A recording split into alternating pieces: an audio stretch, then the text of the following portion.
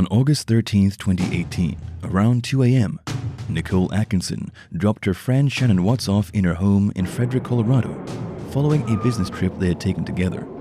At that time, Shannon's husband Chris was home with their daughters, 4-year-old Bella and 3-year-old Celeste.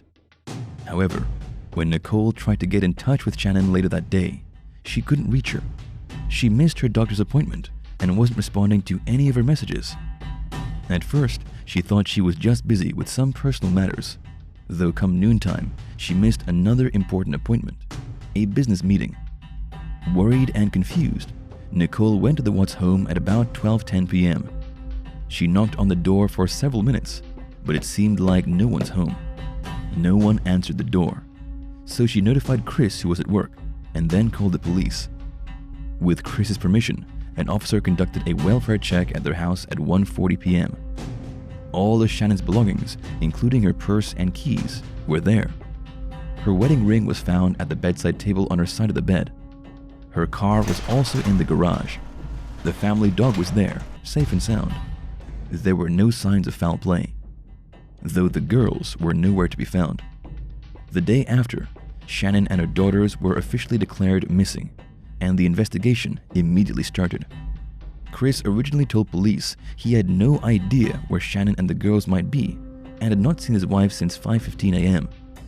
The search for his missing family went on and on for days. Chris also gave interviews appealing to the community for help in finding his wife and daughters. While he appeals to the public, playing the anxious dad and husband, investigators from the Frederick Police Department, Colorado Bureau of Investigation, and FBI have been going through his phone records. His phone records showed that he had been having an affair with one of his co-workers. On August 15th, 2 days after Shannon and the kids' disappearance, Chris failed a polygraph test. He was arrested on the same day on suspicion of 3 first-degree murder charges and 3 charges of tampering with a deceased human body. He told police that he would tell them the truth if they would allow him to talk to his dad. They agreed, and he confessed to his father that he really did murder Shannon. Not long after, investigators found Shannon, Bella, and Celeste's bodies exactly where Chris said they were, at the Anadarko Petroleum site, the location leased by his employer Anadarko Petroleum. The 2 girls' bodies were hidden in crude oil storage tanks, while Shannon's body was buried in a shallow grave nearby. So what really happened? He said that he was having an affair and claimed he asked for a separation from Shannon. In his first confession, he claimed that Shannon didn't take it lightly and that she was the one who strangled Bella and Celeste as response to his request to end their marriage. She had retaliated by killing the girls. Chris said that he had choked Shannon to death in a fit of rage after watching her smother their kids. After murdering Shannon, he brought the 3 bodies to the oil site. Come November, his story changed. This time, he confessed to killing his wife and his 2 daughters. He revealed the truth in a 5-hour follow-up interview with investigators from prison. It was a horrible, horrible crime that shocked the public, most especially those people close to the Watts.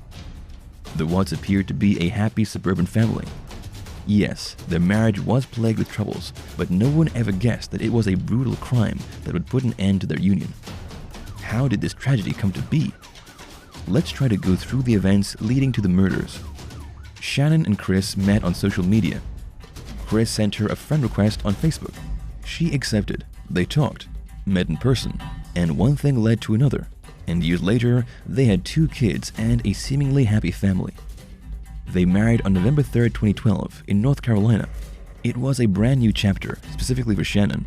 This was already her 2nd marriage, and she was hoping for the best. During her first marriage, she mentioned being so insecure, but used that experience to motivate and inspire herself more. Luckily, she found a new love. She wanted this 2nd marriage to be her happily ever after, and it started out beautifully. Bella was born in 2013, and 2 years later came their 2nd daughter, Celeste.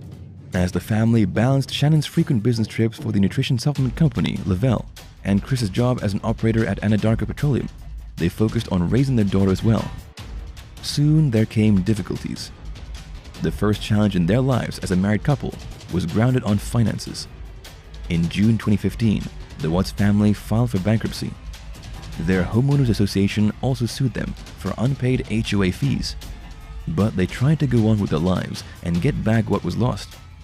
In this Facebook Live video dated May 5th, she reflected on family life and said that she loves waking up on weekends and enjoying family time. Chris was also seen in the video playing with their daughters. The next month, they were blessed with some great news. Shannon was pregnant for the third time. In this video, she shared the result of the pregnancy test with her husband, and he seemed to be delighted with the news. In that same month, Shannon shared a Father's Day tribute to Chris on Facebook, saying that having him in their lives is a blessing. Little did she know that around this time, Chris was already seeing another woman, his workmate, Nicole Kessinger. The affair started with a simple conversation and in a matter of days flourished into a full-blown physical relationship. On June 27th, Shannon took Bella and Celeste to North Carolina for a 5-week vacation, while her husband stayed for work. Instead of focusing on his job, Chris took advantage of his family's absence to spend time with his mistress. On July 4th, Nicole Kessinger visited the Watts family home for the first time. She told police that she just went to help Chris set up his diet and organize his exercise goals, and that she left immediately. We all know that that's not true. Chris and Nicole also visited the Shelby American Car Museum together. Throughout that date, all of Shannon's calls went unanswered. On a separate date, they went on a 2-day sandboarding trip at the Great Sand Dunes National Park. During this trip, Chris reportedly told Nicole that his divorce was final. On July 31st, Chris flew to North Carolina to join his family on their last week of vacation. Before he left, he gave Nicole a love letter. He joined his family on what was supposed to be a fun, relaxing vacation, but the messages Shannon sent to a friend show signs of trouble, even while in the middle of a holiday. There was also tension between Shannon and Chris's parents. Shannon accused her husband of failing to stand up for her after his parents exposed their daughter to nuts, which she was allergic to. Cindy Watts bought ice cream that triggered Celeste's allergies. This issue prompted Shannon to skip Celeste's birthday party that summer. Here are some of the messages she sent to a friend at that time. The problem in their marriage, of course, was way beyond this issue with the in-laws. Shannon told her friends that they haven't been intimate for so long and that somehow her husband had changed. Chris only talked to her when trying to figure out if something was wrong. On August 9th, Shannon left for a business trip to Arizona. On the way there, she told a friend that she had her best talk yet with Chris the night before. While on that trip, she also shared with her friend a handwritten letter that she was planning to give to her husband. Apart from that letter, she prepared a draft of a speech she intended to give Chris when she returns home. So, on August 13th, she returned to Colorado. According to Chris, they argued and that his wife accused him of cheating. Then he snapped and strangled her to death. While he was trying to bring his wife's dead body downstairs, Bella and Celeste woke up and came to ask him what was going on. Bella asked him, "What's wrong with Mommy?" The kids watched as he wrapped Shannon's body in a sheet and dragged it out to his truck. Chris later tells authorities both children sat on the bench seat of his vehicle as he drove to the oil site to dump Shannon's body. Once they got there, he suffocated Bella and Celeste with a blanket and then dropped their bodies in 2 separate oil tanks. Until his November 2018 trial, Chris maintained that it was Shannon who killed their daughters. Only after his conviction, which also happened in November, did Chris detail to investigators how he killed Bella and Celeste. He tried to hide his crimes and thought he could get away with them. August 13th, at 12:27 p.m., the family realtor reached out to the couple. She chatted with Chris about the current state of their property and what they're looking for in a new home. At some point, the realtor noticed that it was only Chris who was talking to her. When she asked why his wife hadn't weighed in on the matter, he said that she hasn't been around all day. That same day, Nicole Atkinson reported Shannon missing. Chris portrayed himself as a grief-stricken, distressed husband who didn't know where his precious family was. He was even interviewed by Denver 7 News about his wife and children's disappearance. Everyone was concerned about Shannon and the kids. Even their neighbors believed that something might have happened. She wouldn't leave just like that. Luckily, one of their neighbor's surveillance cameras provided a glimpse of what actually happened. A neighbor invited Chris and a police officer to his home to review his surveillance footage, which disproves Chris's story that his wife left with the girls while he was at work. This video shows Chris loading up his truck and leaving home. It was quite far, but we can see Chris's shadow every few minutes. It's so obvious that the moment he saw this video, he knew he was in trouble. Just look at his reaction as captured by the officer's body camera.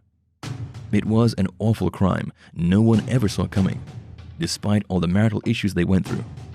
Chris Watts pleaded guilty to all 9 counts against him.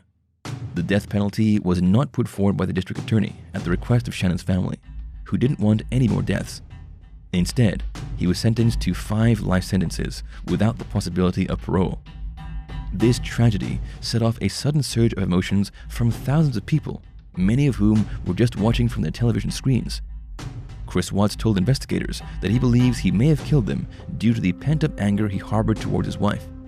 Still, anger is not enough reason to end someone's life. That action can never be justified. We've already witnessed similar crimes, but we still ask the same disturbing questions. Why? Was he suffering from some kind of mental disorder, just like some of the serial killers we've read about and watched before? There are a lot of discussions online about the couple's personalities. Chris was said to be so passive, while Shannon was known for her domineering personality. Lena Deer-Hawley, a licensed psychotherapist, said that Chris wasn't suffering from a psychotic break, schizophrenia, or some other mental illness. She said that he was of completely sound mind and that the murders were premeditated. There is strong evidence in the weeks before that back that up. He had an affair with his office mate, according to a woman named Anna, who people consider as Chris's prison girlfriend or BFF. The affair with Nicole caused Chris to change in ways that were beyond his control. Chris reportedly told her that if Nicole never came into his life, the killings would never have happened. Anna stated that for Chris, Nicole was like a leash that was hard to get away from, and their relationship has played a big role in the tragedy. But for Dr. Lena, the blame rests solely on Chris Watts, not his mistress, who told authorities that she had no idea he was still married. How does a seemingly kind, caring husband wake up one day and decide to kill his family? Dr. Lena explained that Chris showed signs of being a psychopath and narcissist. He was able to craft a charming, wonderful mask that is entirely different from who they are. Psychopathic and narcissistic people are expert manipulators. They know how to make others love them. They constantly work hard to blend in. Oftentimes, they appear even nicer or more sympathetic than an average individual, which is really interesting. Dr. Lena said that the scariest part is that the mask they wear can fool anyone, anytime. It's so scary since no one can tell when the worst thing will happen. In Chris Watts' case, nobody saw it coming. And the most horrible part of his crime was that he was able to murder his children in front of the other without hesitating. Let me ask you this. Can you tell who among the people in your circle wears an ominous mask? We'll never really know, right? Even psychologists remain strangers to the inner workings of human minds. Did Chris Watts really expect to get away with the murder and live a new life with his mistress? What do you think? We'll end this video here, but if you think there's anything you want to share, please comment down below.